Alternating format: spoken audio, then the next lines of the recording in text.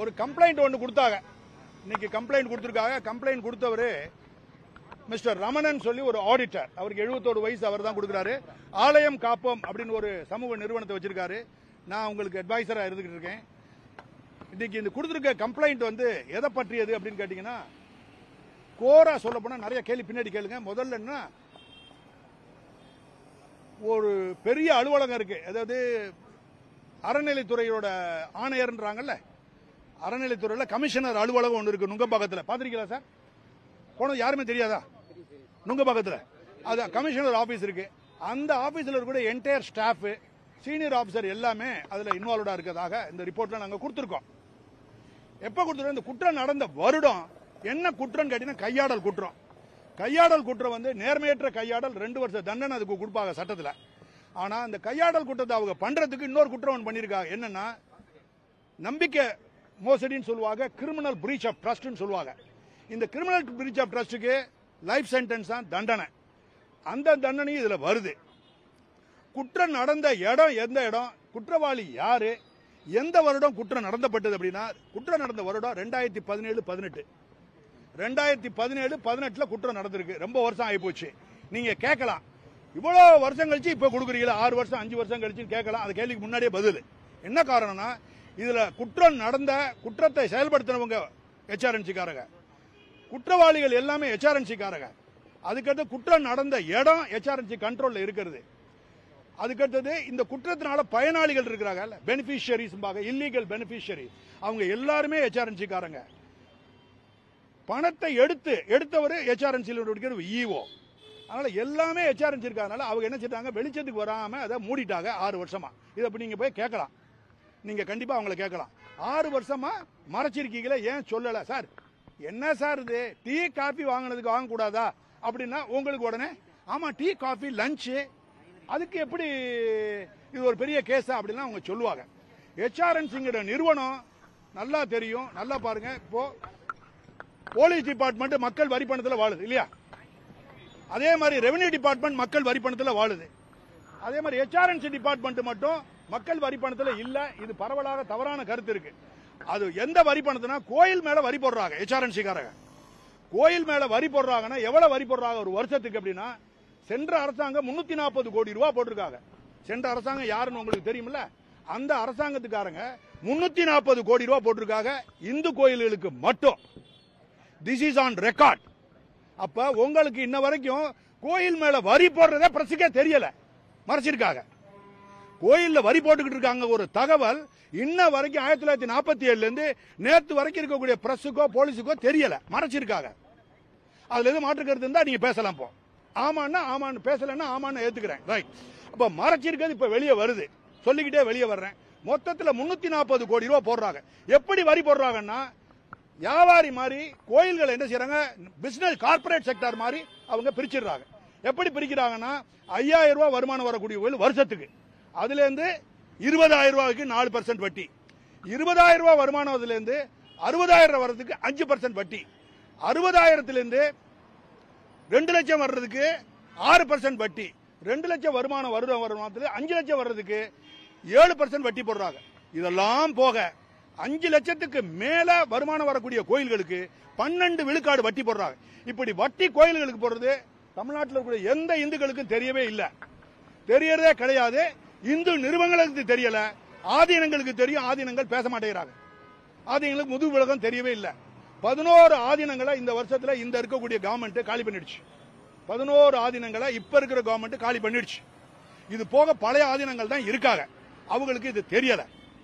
மொத்தத்தில் பாத்தீங்கன்னா 12% இப்படிலாம் போட்டு மொத்த வருஷத்துக்கு வரக்கூடிய வருமானம் பழைய கவர்மெண்ட் 340 கோடி, அதே கவர்மெண்ட் அடுத்த வருஷம் 370 கோடி போடுறாங்க வட்டி. அதுக்கடுத்து இந்த கவர்மெண்ட் வந்துருது 2020-21 20ல 420 கோடி ரூபாய் போடுறாங்க. 21 இந்த கவர்மெண்ட் 427 கோடியும் இன்னொரு கொஞ்சம் லட்சத்தையும் போட்டுக்கிறாங்க. அது 89 லட்சம். நல்லா கவனிங்க, 429 லட்சம் கோடி கோடி கோடி 87 லட்சத்தை வரி போடுறாங்க கோயில் மேல. எந்த கோயில்னா இந்துக்கள் கோயில் மேல. சத்தியம் சத்தியம் சத்தியம்.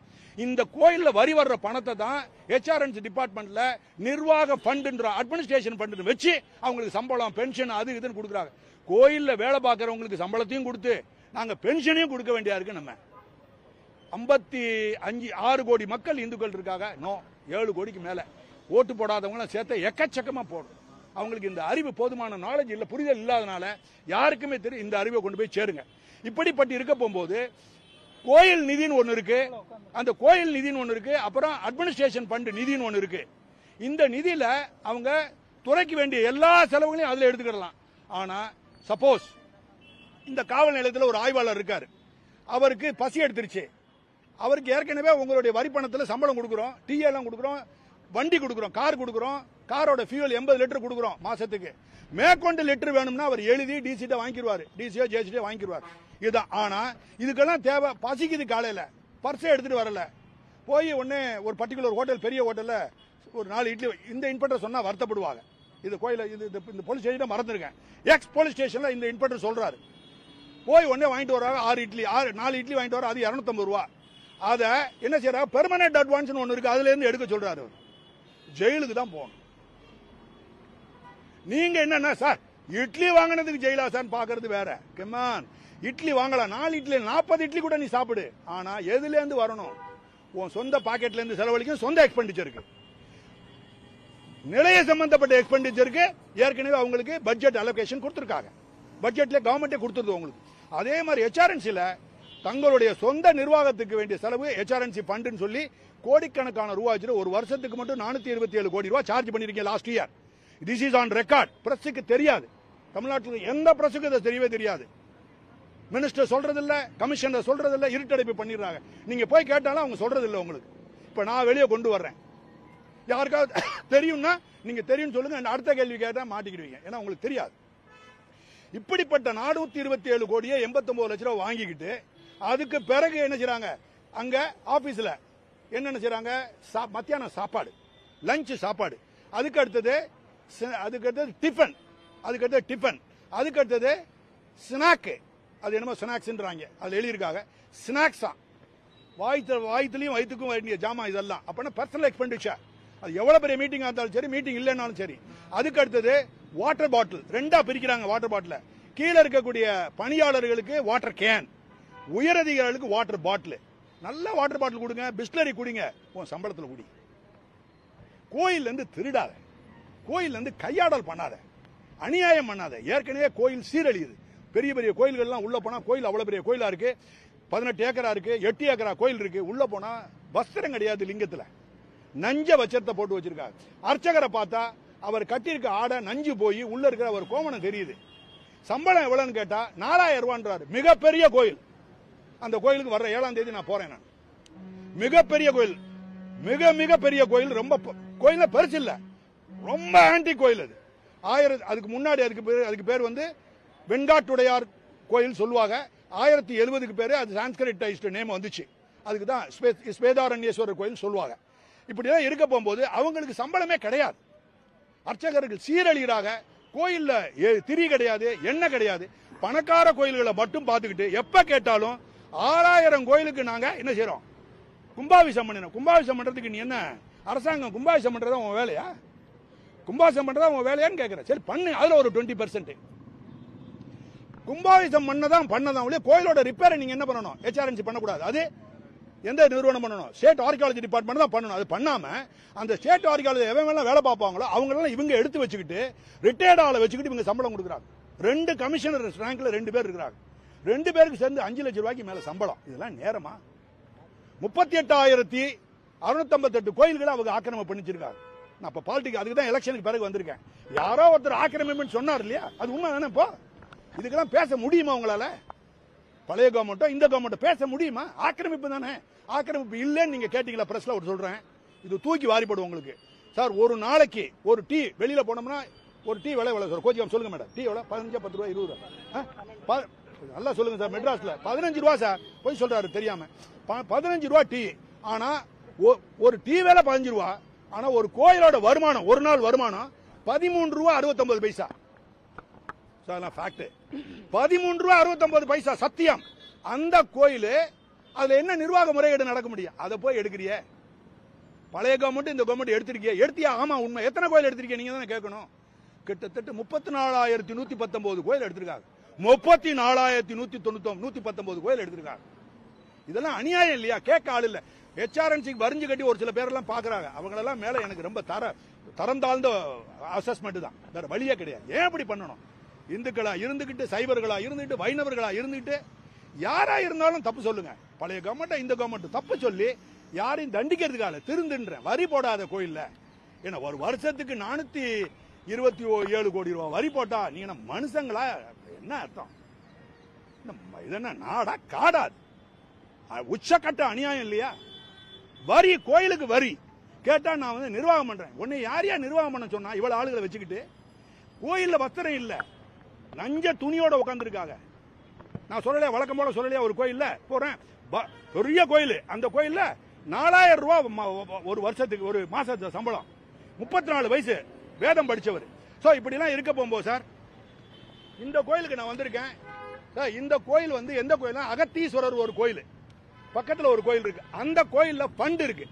கோயிலோட நிதி அந்த கோயிலுக்கு மட்டும்தான் செலவழிக்கப்பட வேண்டும். கோயிலோட நிதி கோயிலுக்கு மட்டும்தான் செலவழிக்கணும். அப்ப கோயிலுக்கு மட்டும்தான் என்ன அர்த்தம்? கோயில் சம்பந்தப்பட்ட செலவுகள் என்னென்ன? எடுத்தவுடன் விளக்கு, விளக்குக்குள்ள எண்ணெய் எரியறதுக்கு திரி, ஏத்துறதுக்கு ஒரு ஆளு, அவருக்கு கூலி மாசமோ நாளோ, பூஜை பண்றதுக்கு அர்ச்சகர், அவருக்கு வேண்டிய சம்பளம், இதெல்லாம் மணியாட்டி, பூக்கட்டி, அதுக்கு அடுத்தது மெய்காப்பாளர்கள், கூட்டப்பொருள், இவங்களுக்கு தான் சம்பளம் கொடுக்கணும். அதெல்லாம் விட்டுட்டு நீ வந்து இங்க வந்து பாட்டில், மினரல் பாட்டில் குடிக்கிறீங்க, கோயிலோட ஃபண்ட்ல இருந்து எடுக்கிறீங்க. ஏற்கனவே உங்களுக்கு கொடுத்து அலைஞ்சிருக்குமே, உங்களுக்கு 429 கோடி கொடுத்து தொலைஞ்சிருக்கமே உங்களுக்கு, அதை சாப்பிடுங்க. ஏன் நீங்க அதெல்லாம் செய்றீங்க? இப்போ எனக்கு ஒரு பெரிய ஒரு இதை பார்த்த உடனே ஒரு கருத்து வந்துச்சு. அறநிலைத்துறை அலுவலகத்தில் யாருமே சொந்த காசுல ₹1 கூட போட்டு தண்ணியா குடிக்கல போல இருக்கு 2017-18. ஏன்னா இங்க பாருங்க, 7வது மாசம் 2017, இது மெயினான பாயிண்ட்ல உங்களுக்கு நீங்க கேட்பீங்க. 2017வது வருடம், அதை பத்தி சொல்லிக்கிட்டே இருக்கேன். வருடம் இந்த மாதிரி சொல்ல மாட்டேன். மாதம் 7வது மாசம் 3ஆம் தேதி 5000 ரூபாய், 5000 ரூபாய் மொத்தம். என்ன செலவுன்னு கேட்டீங்கன்னா ஏற்கனவே சொல்லிட்டேன் இல்லையா? ஸ்நாக்கு, லஞ்ச் சாப்பாடு, வாட்டர் பாட்டில், வாட்டர் கேனு, அப்புறம் அதுக்கடுத்தது டீ காஃபி, அப்புறம் ஸ்நாக்கு, இதெல்லாம் ஒரு இடத்துல சாக்லேட் வேற. 7வது மாசம் 3ஆம் தேதி வந்து 5000 ரூபாய்.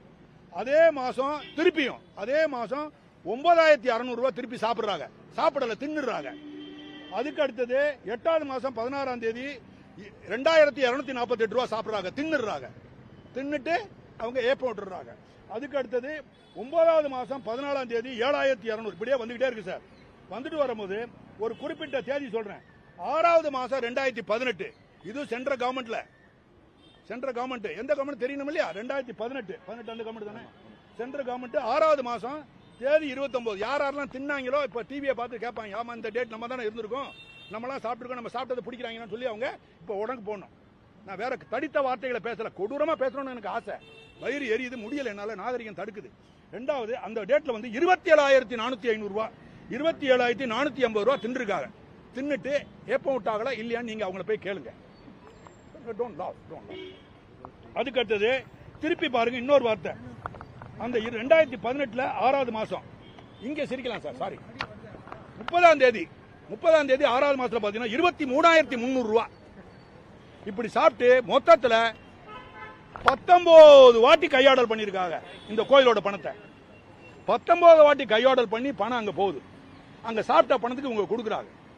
போலீஸ் டிபார்ட்மெண்ட் நீங்க கேட்கலாம், சத்தியமா சார் 30 வருஷம் வேலை பார்த்தேன், நோ டவுட் எங்கெங்கெல்லாம் ஃபோர்ஸ் பவர் இருக்கும் அங்க கரப்ஷன் இருக்கும், இல்லைன்னு சொல்ல முடியாது, சத்தியம். நான் அதுக்கு எகென்ஸ்டா கடுமையா சண்டை போட்டேன். I was anti corrupt officer, கடுமையா சண்டை போட்டேன், ரொம்ப கொடூரமா சண்டை போட்டேன். அதனுடைய பகை மேலாம் நான் அனுபவிச்சேன். கட்டாசி வரைக்கும் I was fighting against corrupt criminals in khaki. கட்டாசி வரைக்கும் I was pursuing corrupt criminals in khaki, மேலையும் சரி கீழே. ஆனா அங்க கூட இங்க பட்ட உச்சக்கட்ட அநியாயம் நடக்கல. ஊரா விட்டு ஃபண்டுல, கோயில் ஃபண்டுல போய், கோயில் ஃபண்டுல நாங்க எடுத்து சாப்பிடலாம் அப்படின்னு சொன்னா வேற வழியே கிடையாது. தமிழ்நாட்டில் எல்லா கோயிலும் மூடிட்டு இந்துக்கள் எல்லாம் காலி பண்ணு வெளிநாட்டுக்கு தான் போகணும். கோயில் ஃபண்டுலையும் சாப்பிடணும் ஒரு முடிவை கவர்மெண்ட் எடுத்துருச்சுன்னா என்னது? அப்படி முடிவை எடுத்தா அது கவர்மெண்ட் கிடையாது, அது ஒரு கார்டு, அது அரசாங்கமே கிடையாது, ஒரு கார்டு அதுக்கு பேர்.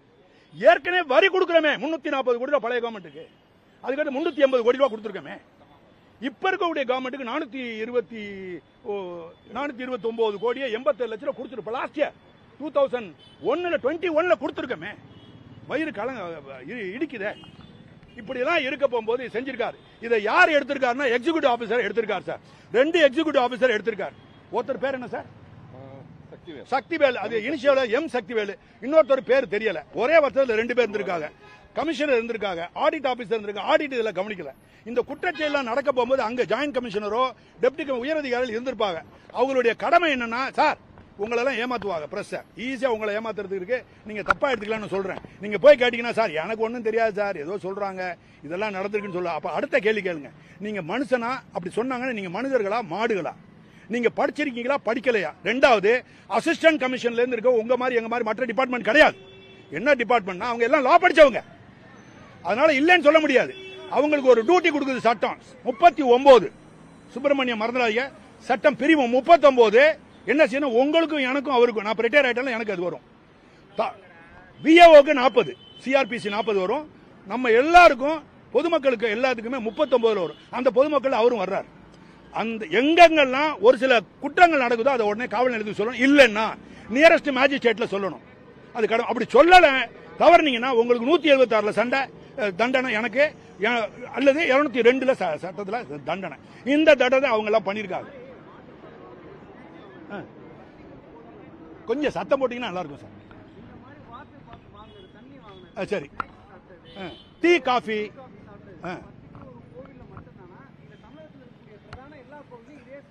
சார் ஒரு நல்ல கேள்வி கேட்குறீங்க சார். இதுக்கு பதில் என்னன்னா சார், உங்களுக்கு நான் ஒரு 30 வருஷம் வேலை பார்த்தவன். இப்போ இங்க அங்க கமிஷனர் 2 பேர் இருக்காங்க. ஒரு இந்த பேர்ல 2 கமிஷனர் வேலை பார்த்திருக்காங்க. நான் பேரை சொல்ல விரும்பல, பாவம். அவங்க சாப்பிடாம கூட இருக்கலாம் இல்லையா? அவங்க சாப்பிடாம மற்றவங்களை அனுப்பணும். ஆனா நான் சாப்பிடலன்னு அவங்க 2 பேர் சொன்னாங்கன்னா அடுத்த கேள்வி நீங்க கேட்கணும், நீ சாப்பிடல, உன் அலுவலகத்துல சாப்பிட்டாங்க, இது கவர்மெண்ட் மிஸ்கான்டக்ட் இல்லையா? No, it's a criminal offence. இல்ல, கையாடல் பண்ண பணத்துல வந்து சாப்பிடுறீங்க அப்படின்னு சொல்லி அவங்க கேட்கணும். எப்படி ஒரே கூட்டமா இருக்கு, என்ன இருக்கு, 70-80 பேருக்கு லஞ்ச் வந்திருக்கு, எப்படி வந்திருக்கு, என்ன யார் பர்த்டே அப்படின்னு அவங்க கேட்கணும். அதனால உங்கள்கிட்ட தப்பிப்பாங்க அவங்க. ஏன் மாதிரி ஆள்கிட்ட முடியாது. இப்போ பிரஸுக்கு நான் எல்லாம் சொல்றதுனால நீங்க விடாதீங்க. இப்ப நான் முடிச்ச உடனே என்னைய கட்டி ஏறுங்க காதுல. என்ன சார் இப்ப சார் கேட்கிறாரு, தமிழ்நாடுக்கு ஃபுல்லா இருக்காது, இதுக்கு ஆத்தென்டிகேட்டா என்னால சொல்ல தெரியல சார், சொல்லக்கூடாது. ஏன்னா இங்க நான் அடுத்த இருங்க, ஒரு வார்த்தை அழகான கேள்வி. நான் சொன்ன மாதிரி கிடையாது, அதை வாபஸ் வாங்கிருங்க. ஈவோவே ரிப்போர்ட் கொடுத்திருக்காரு. அப்ப அவர் கொடுத்தது சரி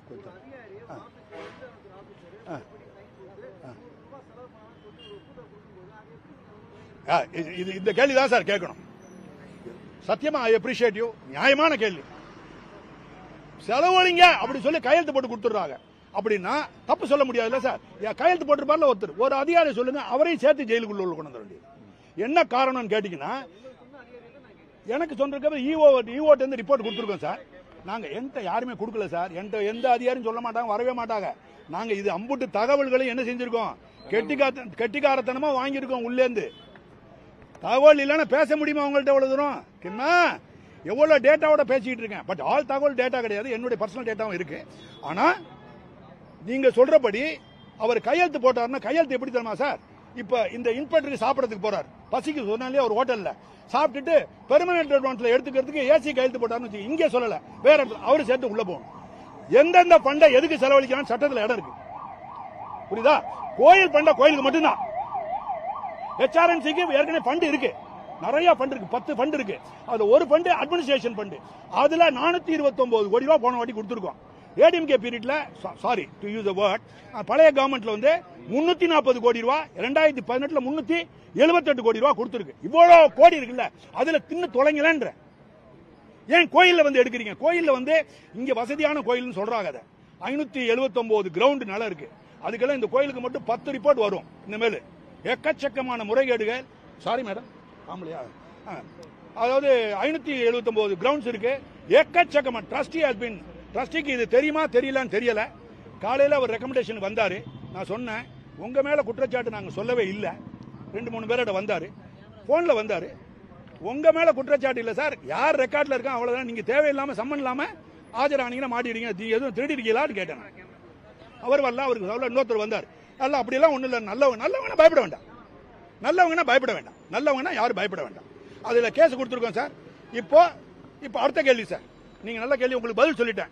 கையெழுத்து போட்டு சார் டெம்பிள் ஃபண்ட்ல அது சிஎம் கையெழுத்து போட்டாலும் அக்யூஸ் சார், நான் கையெழுத்து போட்டாலும் அக்யூஸ் தான். இந்த ஃபண்டுக்குன்னு ஒதுக்க கோயில் ஃபண்டு கோயில் மட்டும் தான் சார். அதுக்கு ஒரு ஒரு ஜட்ஜ்மெண்ட் இருக்கு. என்ன ஜட்ஜ்மெண்ட்னா 1890 பிரிட்டிஷ்காரன் பகைவர் போட்டிருக்காரு ஜட்ஜ்மெண்ட். ஹைகோர்ட் ஜட்ஜ் என்ன போட்டிருக்காருன்னா கடக்கையா இல்லையா, கடக்கையா வெர்சஸ் அப்படின்னு சொல்லி குரு சித்தேஸ்வரன் சொல்லி அவர் எழுதியிருக்கார். இப்படி எல்லாம் நீங்க இவ்வளோ பணத்தை நீங்க வரி போட்டு எடுத்துக்கிட்ட பிறகு கோயில் பண்ட கோயிலுக்கு மட்டும் தான் செலவழிக்கணும். அப்படி இல்லைன்னா கோயில் இருக்கக்கூடிய தெய்வ விக்கிரங்களுக்கு செலவழிங்க. அப்படி இல்லைன்னா வேற எந்த செலவு செலுத்தாலும் அதுக்கு பேர் ஆங்கிலத்தில் சொல்றாங்க மால்வர்சேஷன் ஆஃப் டெம்பிள் ஃபண்ட், அப்படின்னா கரப்ட் அட்மினிஸ்ட்ரேஷன் சொல்றாங்க. பகைவர்களே அப்படி கொடுத்துருக்காங்க. இப்ப எக்கச்சக்கமான ஜட்மெண்ட்லாம் இருக்கும். இதுல யாரும் தப்பிக்க முடியாது சார். இப்படி கையெழுத்து போட்டாங்கன்னா அதை விட மாட்டோம். ஹைகோர்ட்டு போவோம், சுப்ரீம் கோர்ட் வரைக்கும் விடவே மாட்டோம். எப்படி எழுதட்டுமே ஒருத்தங்க, நான் தான் கையெழுத்து போட்டு கொடுத்தேன்னு எழுதிட்டு ஒரு கமிஷனர் சொல்லட்டும். எனக்கு தெரிஞ்சு மண்டை ஓடுக்குள்ள வெள்ளையா இருக்கும் ஒண்ணு, அதுக்கு பேரு மூலேம்பாக. அது வேலை பார்த்துச்சுன்னா அதுக்கு பேரு மதி, வேலை பார்க்கலன்னா மதியற்றவன் சொல்லுவாங்க. எனக்கு தெரிஞ்சு அந்த வெள்ளையா இருக்கிற மட்டும் வேலை பார்க்கறவன் யாரும் கையெழுத்து போட்டுக்க மாட்டாங்க. கையெழுத்து போட்டாங்கன்னா உறுதியா அக்யூஸ்டா வருவாங்க சார், விட மாட்டாங்க. ப்ரொவைடட் யார் இன்வெஸ்டிகேட் பண்றாங்களோ அவங்கள கான்ஸ்டன்டா மானிட்டர் பண்ணணும். நான் ஒரு போலீஸ்ல 30 வருஷம் இருந்தவன், அதனால இவங்களுக்கு கடுமையா நான் அசஸ் பண்ணுவேன். என்னோட ரெஸ்ட் ஆஃப் மை லைஃப் இந்த மாதிரி விஷயங்களுக்கு தான் கோயிலோட ஃபண்டை சூறையாடுறது. இது ஆக்சுவலா சூறையாடுறது 19 வாட்டி அவங்க செஞ்சிருக்காங்க. இப்ப கேள்வி கேளுங்க சார். ரைட் சார், கேள்வி கேட்கல ஓகேன்னா என்ன சார், அது சொல்லிட்டோம்ல சார். என்ன சார் ஓவரால் சார் நைட்ல கோச்சுக்கல பரவாயில்ல. 19 அதான் ஒரு வருஷம் அப்படின்னு ஏற கன்ஃபைன் பண்ணணும். 10 வருஷத்துக்கு கேட்டீங்கன்னா 10 வருஷம் சொல்ல முடியாது. 2017, 18 மட்டும் அந்த வருஷத்துல மட்டும் எனக்கு தெரிஞ்சு நாங்க கொடுத்திருக்க 20 அஃபென்சஸுக்கு கொடுத்திருக்கோம். 20 கையாடல் கொடுத்திருக்கோம் சார். கையாடல் பண்ண மொத்த தொகை 1,34,953. மெமரியில சொல்றேன் மேடம், ஆல் மெமரி. 20 அஃபென்சஸ் பண்ணிருக்காங்க. தின்ன சாப்பாடு என்னன்னு சொல்லி கேட்டோமா, அது கேட்க மாட்டேங்கிறீங்களே. லஞ்ச் சாப்பாடு, tiffin, tea, coffee, snack, water bottle, water can, அதெல்லாம் பண்ணிருக்கோம். நல்ல கேள்வி கேட்டா. குற்றத்தை சொல்லிட்டோம். யாரு குற்றவாளினா சார், ஏவேமெல்லாம் தண்ணி குடிச்சாங்க, ஏவேமெல்லாம் தின்னானோ அவன் போட்டு. ஆமா கண்டிப்பா சிரிக்காதீங்க சார். அவங்க எல்லாம் வயிற்றுக்குள்ள யாருக்கு வயிறுக்குள்ள எது போச்சோ சார் அவங்க தெரியலன்னு சொல்ல முடியாது சார். Government servant. ரெண்டாவது 21 ஐபிஎஸ்ல பப்ளிக் சர்வெண்ட். அவங்க எதை சாப்பிடணும் எதை சாப்பிடப்போ உங்கள்கிட்ட நான் ஒரு போலீஸ் ஆஃபீஸரா இருக்கேன், மேடம் சொல்ல முடியாது லேடி. இவர் வர்றாரு அவசரத்தில் வரும்போது வாங்க சார் பேனா கொடுங்க அப்படி சொல்லி டக்குன்னு கையெழுத்து போறேன். பேனா இல்ல கையெழுத்து போடுறேன். கையெழுத்து போட்டு பேனாவை அப்படியே கொண்டு போறேன். That is miss appropriation. திருப்பி கொடுக்கணும். நான் போலீஸ் ஆஃபீஸர், படிச்சவன், சம்பளம் வாங்குறேன் பப்ளிக் இருந்து, திருப்பி அந்த பேனாவை நான் உங்கள்கிட்ட கொடுக்கணும். அதே மாதிரி இதுல வந்தவங்க யார் அக்யூஸ்ட்னா சார், எடுத்த உடனே 2 ஈவோ வந்துறாரு. ஒருத்தர் பேர் சக்திவேல் வர்றாரு, அப்படிதானே சார் ஒரு ஆள். அதுக்கு அடுத்தது அவங்க 2 பேருக்கு மேல ஒரு உயரதிகாரி இருந்திருப்பாரு, joint commissioner or deputy commissioner, அவர் வருவார். அதுக்கு அடுத்தது யார் வர்றாங்க சார், HRNC அலுவலகத்தில் பெனிஃபிஷியரி சட்டவிரோதமா சாப்பிட்டாங்களா, லபக் நடிச்சுக்கிட்டாங்களா உள்ள, அந்த லபக் போட்டு பார்த்து எல்லாருமே வருவாங்க. யாரெல்லாம் இருக்கிறாங்களோ அவங்க எல்லாம் அக்யூஸ்டா தான் போட்டு ஆகணும். அவங்க இல்லைன்னாலும் ஆனாலும் அதை இன்வெஸ்டிகேட் பண்ணி கொண்டாடணும். அதுக்கு அடுத்தது அந்த அலுவலகத்தில் இருக்கக்கூடிய கமிஷனரா சார், அட்மினிஸ்ட்ரேஷன் ஜேசின்னு ஒருத்தர் கொடுத்திருக்காரு. அப்புறம் குற்றம் நடந்த அலுவலகமே ஜேசி ஆபீஸ். அப்படிங்கும் போது அப்ப யார் கமிஷனரா இருந்திருக்கா அப்படின்னு உங்களுக்கு தெரியும். போய் பாத்தீங்கன்னா யாரும் தெரியும். அவங்க என்ன செய்வாங்க, வழக்கம் கையை கழுவுவாங்க. நாங்கெல்லாம் எங்களுக்கு செப்பரேட்டா தான். செப்பரேட்டா எப்படி வாங்குனீங்க, வேர் இஸ் த பில், அதை பார்க்கணும். அந்த கமிஷனர் பதில் சொல்லி ஆகணும். கண்டிப்பா போலீசாரால விசாரிக்கப்பட வேண்டியவள் அந்த 2 கமிஷனரும், ஏதோ ஒரு போலீசாரால. அதுக்கு அடுத்தது சார் ஆடிட் ஆபீஸ். அப்புறம் ஆடிட் பண்ணிருப்பாங்களா சார், ஆடிட் பண்ணிருக்காங்க. கண்ணை மூடிட்டு ஆடிட் பண்ண முடியாதுல்ல. என்னடா அது இப்படி தின்றுக்கீல, ஒண்ணுமில்லாத சாதாரண ஆளுங்க நாங்க இதை கண்டுபிடிக்கும் போது ஆடிட்காரன் எவ்வளவு கண்டுபிடிச்சிருக்கணும், அவங்களும் குற்றவாளியா வருவாங்க. அப்புறம் சார் கேள்வி சார், சரி அதை சொல்ல மாட்டேன் சார், கொஞ்சம் பொறுமையா இருங்களேன். இல்ல சார் வந்துகிட்டே இருப்போம் சார். ஒரு தப்பா சொல்லி 1,34,983 ரூபா. கொஞ்சம் பொறுமையா இருக்கு, வந்துடுறேன். அடுத்ததுல இருக்கு சார், சொல்ல முடியாது நிறைய. இந்த கோயிலை பொறுத்த வரைக்கும் சார் பூந்து விளையாண்டு சூறையாடி இருக்காங்க. நம்மளை கேட்கவே ஆள் இல்லைன்னு சொல்லி சார் சார் கேட்டாங்கல்ல, நீங்க யார் சார், உங்க பேர் சொல்ல வேணாம், எந்த டிவின்னு சொல்ல வேண்டாம். நல்ல கேள்வி. மற்ற த்ரூ அவுட் இந்தியா கொஞ்சம் கொஞ்சமா வர்றேன். ஏன்னா சுதாரிச்சுக்கிறாங்க. உங்கள்ட்ட சொல்லிட்டோம்னா அடுத்த கோயில சுதாரிச்சுக்கிறாங்க.